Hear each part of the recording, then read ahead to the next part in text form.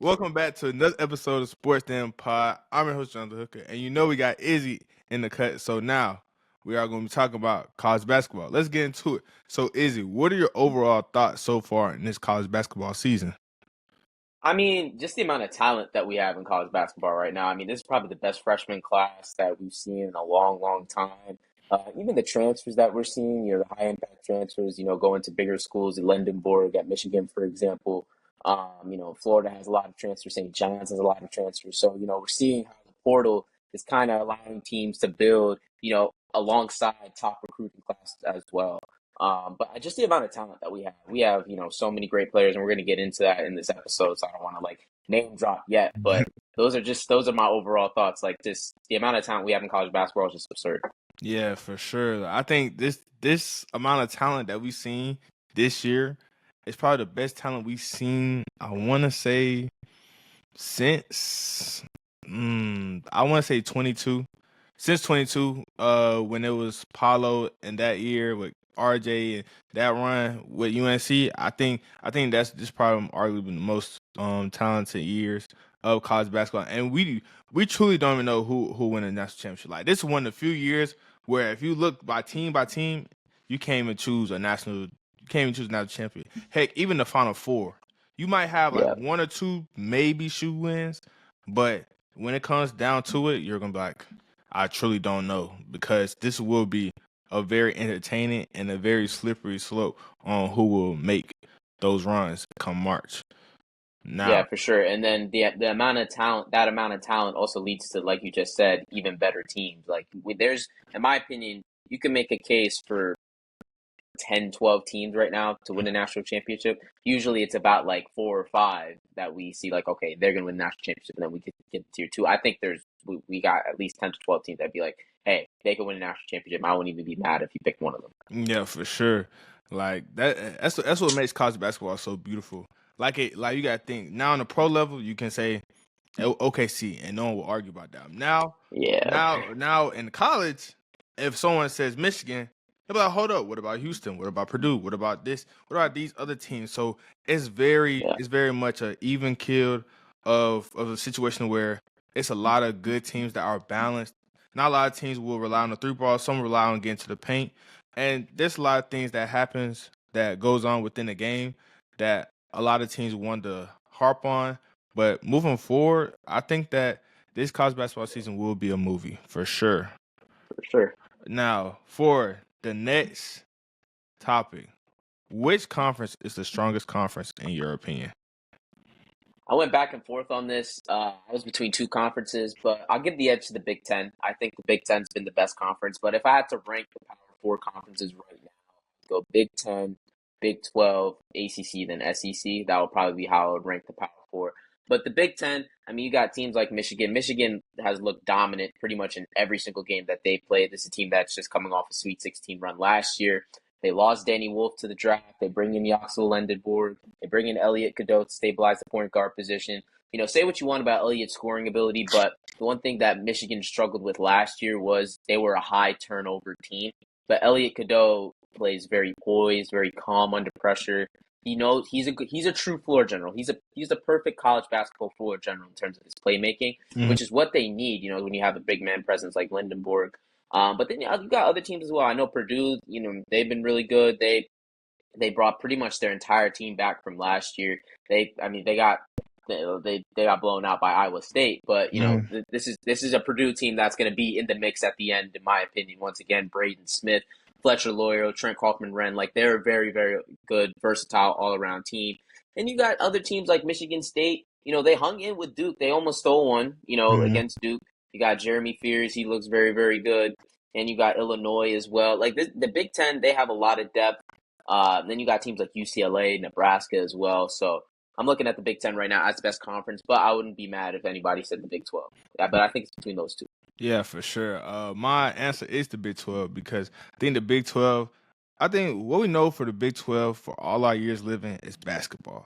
And I think that this year it's the most even race I've seen with the amount of talent because Iowa State, they've had their runs with Fred Hoiberg, but now with this new system and the players they've added, I think that Iowa State can have a really good chance at winning the Big 12. Then you also can say Kansas with Derek Peterson. You can also say Houston. You can also say Arizona. Like all these teams have really good pieces coming together, and we're seeing it early on because when you go look at the top 25, you're going to see a lot of Big 12 teams within that top 25. Then second, I do have the Big 10. Third, I have the ACC, and fourth is the SEC. Now, I believe the SEC will come along as conference play nears, but for right now, I think that the Big 12 takes the crown. I think this might be the year we'll see a Big 12 winner as the national champion for sure. Yeah, I wouldn't be surprised with that. I mean, Big 12, just like you said, lots of talent. Iowa State probably has one of the better trios in college basketball with Jefferson, Milan, and Tamin Lipsey. They got one of the best trios in college basketball. BYU as well. You got Richie Saunders, AJ DeBanto, who's going to be a top 3 pick. We don't have to say too much about him, but he's one of the best players in college basketball. And Saunders as well, one of the best shooters in college basketball. So there's the Big 12 for sure. Lots of talent, lots of depth. But this is something that we've been used to. This has been one of the toughest conferences in college basketball for the last 10, 15 years, I would say. So it's not surprising to see it continue. Yeah, for sure. Now, moving forward, let's talk about this freshman class. So, for this freshman class, I'll say that they have all had big time moments. You can go from Michael Brown against Kentucky. You can go Mhm. Caleb Wilson against Kansas. You can go AJ DeBensa. Just did it in the Garden on arguably the biggest stage in basketball. Cam Boozer taking over multiple games, the Florida game, the Michigan State game. I think that all these freshmen have had their moments. And the fact is that they're so young and they're being asked of a lot right now, but the way they are delivering is at a rate we have not seen in a very, very long time. And now with all this balance with the teams, and we're seeing them play and win the basketball. Because some freshmen, they might come in and not play winning basketball. They have to learn the system. They have to learn to adjust. But I feel as though this freshman class didn't even need a lot of adjusting. Just a little more tweaking than adjustments being had to where, okay, we got to change, we got to refine your game in some ways. No, it's just a little tweak here and there. And then they're still the same person. But I think that persona that this freshman class is carrying, I think that we'll see at least 8 to 9 freshmen in the top 15 come to NBA draft. I mean, I would not be surprised about that at all. And, one thing that is kind of refreshing about this freshman class is the last couple years, I feel like, especially with NIL and the transfer portal and all that, I feel like college basketball was kind of shifting Mhm. away from, the 5-star one and done freshman that Coach Cal was, known for at Kentucky, Coach K at Duke. Like, I feel like college basketball is kind of straying away from that because, these teams, they want to get these, high impact players from mid majors that, were averaging 20 points a game and bring them to their team, to, play at, power four college basketball. But now this year, I feel like we're seeing a lot of teams, a lot of the best teams in the country actually led by freshmen. Duke with Cam Boozer, the number one team in the country right now, Arizona. Their best player is Koa Pete, freshman as well. Like, we're seeing AJ DeBanto at BYU. We're seeing a lot of these, top teams being led by freshmen. And you still see the other, teams with, veteran transfers and stuff like that. UConn, for example, St. John's, Purdue's a veteran squad, Florida as well. You're seeing those teams, have, a nice mix of, veteran talent and younger talent, but we're seeing these young teams, kind of rise to the occasion. Um, and honestly, like you said, I think because of that, we're going to see some nasty tanking in the NBA this year to try and get, I'm serious, to try and get one of these, one of these players, try and get your Cam Boozer, try and get your AJ, your Darren, your Michael Brown, Caleb Wilson, like try and angle yourself to get these guys because they're really, really special. Yeah, for sure. And I think that what makes this class so special is that we always talk about guard play in college and how it really determines your team. And I think that the guards that are playing right now as freshmen, they're playing so fundamentally sound and they're playing at a great pace to where if you stuck them in the pro game, gave them some minutes, they wouldn't be a liability. They'll be fitting in into a pro ready system. And I think that when you look at guys like Michael Brown Jr., he stuck out in U19 for the USA where they won gold and he won MVP over AJ DeBansa, and everyone, all the NBA executives knew he was the best player, time and time again. And if I can see like a Michael Brown, a Kingston Flemings, a Darren Peterson, those trio of guards, I can arguably put them against the last 5 years of guard play. They might come out on top. Well, in terms of like how they stand as NBA prospects. Yeah, for sure. Yeah, I could definitely see that. I mean, yeah, the guard play's been really good. Michael Brown's probably my favorite player to watch in college basketball right now. Hmm. I just love the way he plays. I know he's like kind of struggled a little bit the last two games, but that Kentucky game he was otherworldly. Like he comes off the screen ready to shoot. He can attack downhill as well. That was something that I wanted to see at the college level. Because he has a smaller frame, so is he able to get downhill? And he's been able to do that with a lot of success. And in my opinion, he's probably going to end up being the best shooter in the draft as well. I mean, we still Yeah, have a couple of months left, but I think he'll be the best shooter for sure. But yeah, I've been really, really impressed with him. He's probably been my favorite guard to watch. yeah, Outside of Darren, I would say, because I mean, yeah. it's easy to say you like watching Darren. Darren. So Okay, yeah. but I have a question. The trio of hmm AJ, Darren, and Cam, Mm. those three as NBA prospects, do you think they outweigh the prospects from now until, let's say, 2017? Because you can talk about the Zions, RJs, you could talk about the Paulos, Jabaris, Chets, hmm like And you got could 2021 too. You got Cade. What was it? Yeah, Jalen Jalen Green, Green, Evan Mobley. Lee. Mm. Because we're going strictly top three, right? Yeah, like as a trio, like those trio of prospects coming out Oh, of college. that's tough. Um, hmm. I could. And then you got 2023. You got Wemby too. Well, but Brandon Miller and Scoot like that kind of brings it down a little bit. Um, I'm gonna go with yes. I think they can be the best trio. If we're going from 2017 to now, I think they Yeah, could be the best. I think they could be the best trio for sure. Because honestly, I don't like.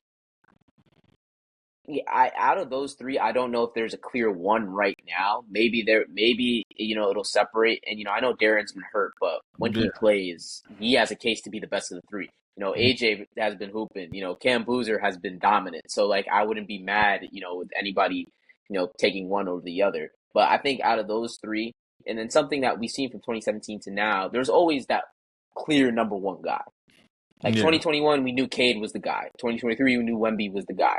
2022, we knew Paolo was the guy. Like yeah, we knew what the number one was. We don't know the number one this year, and we'll see. As the year goes on, but as of like today, December 13th, I don't know who the number one is. If you ask me that question, I don't know who I'm picking because it could change. It could change within a week. It could change within days. I feel like it's going to be like that the whole year. yeah. Okay, so now for this freshman class, I just need you to give 3 words or less to these players I'll bring up. Okay, Okay, all right, but Caleb Wilson, high motor, Michael Brown, dynamic, Kingston Flemings, poised, AJ DeBensa, mm, freakish athleticism. Darren Peterson, We'll go. We'll go smooth, Cam Boozer. dominant, Yeah, you hit on it. dominant. Yeah, They're just dominant. I mean, he's in the paint. You're gonna. It's gonna take three. You need a guy coming help side. You need a guy at the rim. You need a other guy coming ball. It takes a village to stop him at the rim right now. okay. I'm serious. Like that Michigan State game, like literally every time he put the ball down, you had the help side guy would come, and then you would have the other dude try and stunt and recover. Like it was three guys at least looking at the ball. Yeah, for sure. Okay, so now Yeah. hmm how are some of these big time high impact transfers? How are they looking in your eyes? I mean, like we talked about, the transfer portal, has kind of changed the college game, in a big way. I mean, and a team that we're seeing right now, we kind of just touched on a little bit that's succeeding off that is Michigan. I mean, Michigan, they have a lot of transfers. They brought in Elliot Cadeau. They brought in Yaxel Lundeborg, and they've been the engines of their teams and of the team so far. And they're the number 2 team in the country right now. And every game they play, it just feels like they've been dominant. Like they dominated Auburn, they dominated Gonzaga, which was really really surprising because I thought Gonzaga actually matched up well with Michigan, and Michigan blew them out by 40. So I've been really really impressed with Michigan. And last year, I Michigan, they had a lot of talent, Mhm. but I feel like they beat themselves a lot. And Dusty May will tell you that himself, because they were a high turnover team. They blew a lot of leads, and that's why people weren't as high on them in March. Granted, they made it to the Sweet 16, but Auburn kind of flipped that game on its head because Michigan couldn't handle the pressure. But I think that's going to change this year. And Morris Johnson as well has been really really good. So I think we're seeing how transfers are impacting the game, but for Michigan especially, it's what makes them the best team in the country right now. Yeah, for sure. Okay. Yeah. A guy that I've been seeing, Ian Jackson for St. John's. He's a guy that's gonna be talked about a lot come March because we all know when it comes to March, your guard play has to be very, very good. Because if you want to win a championship, your guard play has to be good. And I think he's going to make strides as the season come along because he's only averaging 11, 11 from 11. He's shooting about 45%.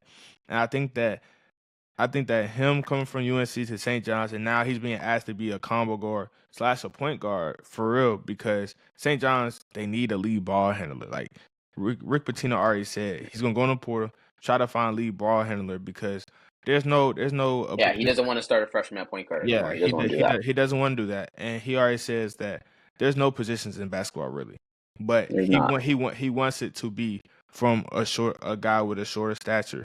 So he wants Ian Jackson to do it. I think he's putting him in a situation where, okay, let's see what he does, and we're going to see. And now for Lindenberg, I say he was a first round draft pick coming from UAB. Now he's arguably solidifying himself as a top 10 pick. Yeah, he's gonna be in the lottery mix for sure. I mean, Yeah.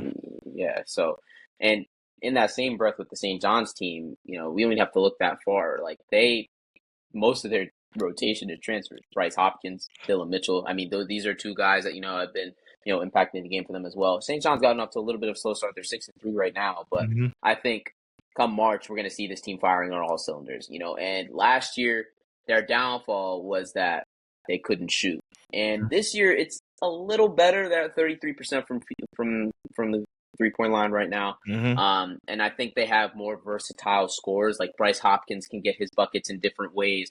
Ian Jackson as well. Josiah Sellers can score in different ways, and they still got Ejiofor as well on the inside, who, is going Yeah. to be a dominant presence, night in, night out.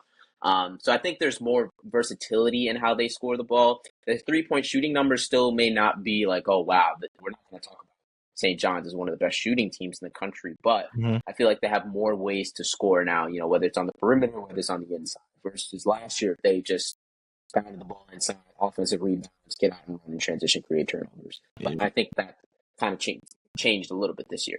Yeah, for sure. And I think that a team that has transfers, uh, Kentucky and Florida. I think both teams they're somewhat struggling. Kentucky more on the struggling side. Florida's trying to figure out what their guard play with Boogie Flynn and Xavier Lee.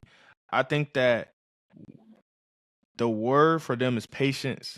Even though they come from a teams with winning cultures, I think that Mark Pope is a guy for Kentucky who's setting the standard. A guy who's played there, a guy who knows what Kentucky basketball looks like.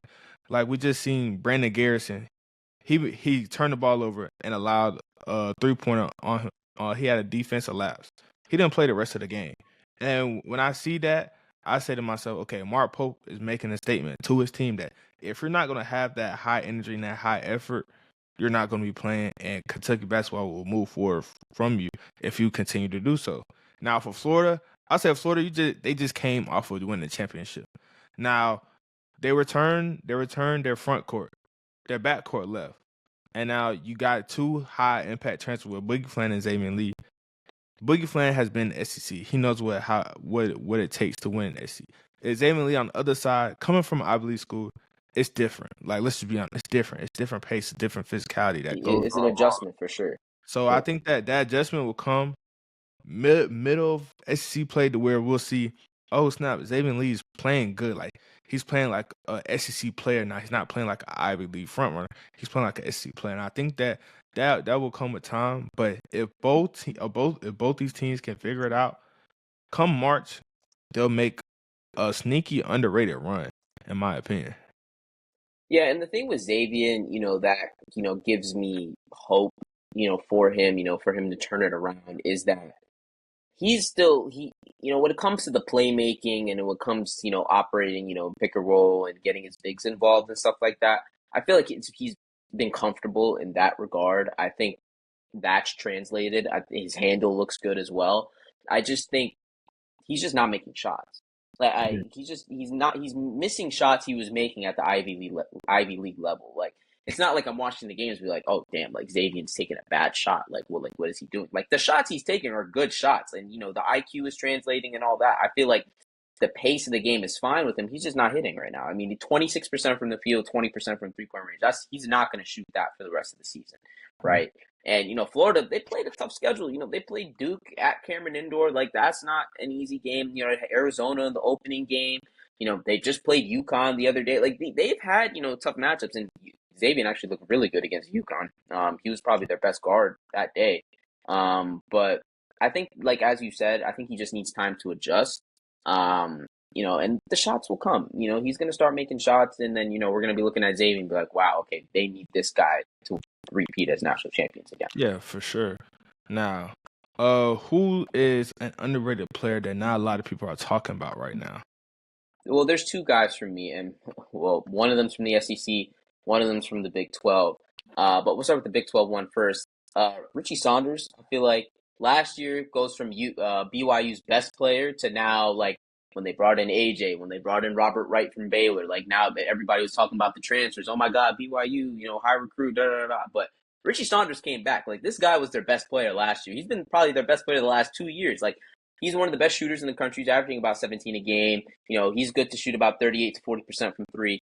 He's, in my opinion, he's one of the best shooters in college basketball by far. And it's not that, he's not being talked about for his lack of ability. It's just, someone else is taking the headlines now. When you bring in some, a potential number one NBA draft pick and another 5-star recruit coming from another Big 12 school, like that's going to steal the headline. But I feel like Richie Saunders has kind of flown under the radar just a little bit, and he's honestly, in my opinion, the leader of this team. He's a senior. He's been around the block. He's played in March Madness. He's played in high leverage games, and that's what you need, with the team that has a freshman, that's leading the way. You need, a stable veteran presence. And, BYU has guys up and down the roster that can do that. But as far as, guys who are playing, Richie Saunders is going to be very, very important for them come March because he's been there and he's done that. Yeah, for sure. Now for who's your SEC pick?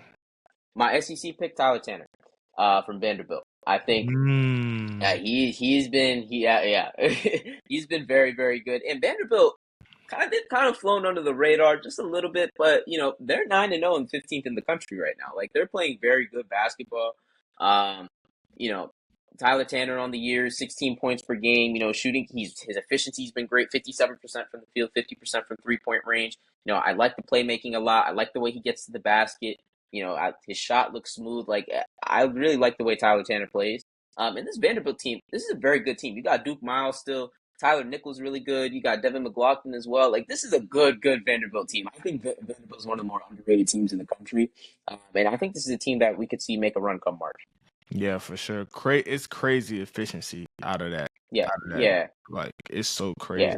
Like Duke Miles, I think he's 52%. McLaughlin's 51% or something. Like they're both. Everybody up and down the roster is shooting well right now. Yeah, So everyone's playing prolific. And I think that's what makes them so special because that offense can carry them and win them games. Like they can say, "Oh, you'll score 80, we'll score 90. Now what?" And I yeah, think that's what makes this team will be hard to beat. And I think that we'll see moving forward how this team will move forward and how yeah. I they'll want to see play them in SEC. conference play. Yeah, I Yeah, want to see them in for conference play sure. because their schedule has been a little lighter, to be fair, which is why the numbers look a little bit inflated, but you play who you play. So, like, you can't really knock them for that. But, you have a big game against Alabama in January. Then you have Florida at home. You go on the road to Arkansas. You go on the road to Auburn. You play Tennessee at home. You go on the road to Kentucky. Like, these are going to be tough, tough games. And we're going to see what Vanderbilt's made of. But I think that they're going to be ready to make some noise in the SEC. Yeah. For my 5-2 as well. Mm-hmm. Wow, we were thinking like for real. Okay, so Mm-hmm. now for one of mine, he does go to a Big 12 school. Terrence Brown, he goes to Utah. He's averaging 21 right now. Utah is 7-3, and I think that with a team that brought in a lot of transfer, he was one of the ones that didn't get talked about most because he came from Fairleigh Dickinson, and he's averaging 21. He averaged 20 the last season. Then he's averaging 21 now with the Big 12 schedules coming up. I'm very interested to see how he can fare against Big 12 competition because coming from a small Division I school like that, we got to see you against the big boys. Pause. But that's what we got to see because if you can sustain at least at 18 to 20 points per game, you're going to be talked about by NBA scouts. NBA scouts are going to be like, okay, this guy can score the ball. This guy knows how to be number one option. Now, I really want to see how he can go and how he can move forward. Now, for my SEC guy, Darius Acuff Jr. I truly believe he's the best guard in on Arkansas's roster. The only thing is about him, he's not getting talked about because of how many people are ahead of him in this freshman class. You have the Kingston Flemings, you have the Michael Browns, you have the Darren Petersons. All very much are going top 10. I think they are very good. I think they are worth the talk. But Darius Acuff is not far behind. I think he's probably Arkansas's best downhill driver, other than Billy Richmond and Carter Knox. But guard wise, I think he's the engine in that guard room. I think that he can lead them to a very deep run in March, in my opinion, because he's Yeah. averaging at least 50, he's averaging at least 15 points. Being a good floor general at times, sacrificing himself to get the bids going and try to dink and dunk. But now we're gonna see how this Arkansas team fares. But I think they'll go as long as Darius Acuff is leading them. I think they'll go pretty far. Yeah, and one thing about Acuff, he's been efficient as well, 46% from the field, 42 from three. His point guard skills have been very, very good. Him and Malik Thomas actually do a really good job of playing off each other, I feel like. And like you said, when it comes to March, you need to be able to rely on your backcourt. Like, you need to be able to rely on them to create for themselves, create for others, and I think Acuff and Thomas are going to do a great job of that. And I want to see how they fare in SEC play as well, because that's where conference play, and we were talking about this, before we got onto the show. Conference play is when we really see, like, okay, like, you're legit, like, you could win a national championship. Like, this non-conference stuff is cool, like, you got your Dukes playing Michigan State, you got all that, playing in New York or Boston, some neutral site somewhere, but you go conference play, you really see it all. Whether you go on the road, to a tough environment, or you got a tough opponent coming to you, like, that's where the men get separated from the boys, so, like, Yeah, that's what we're gonna see. But Acuff's a great pick for sure, and yeah, he's on an Arkansas team. Coach Cal himself takes the headlines. And you got Trayvon Brazil as well, Carter Knox, like you said, Billy Richmond, guys who were on the team last year, that part of that Sweet 16 run. So we'll see how Arkansas does. yeah, man. Well, that's a wrap on this episode. Don't forget to like, comment, subscribe. Don't forget to tune in to Izzy's Inside the Cut on Substack.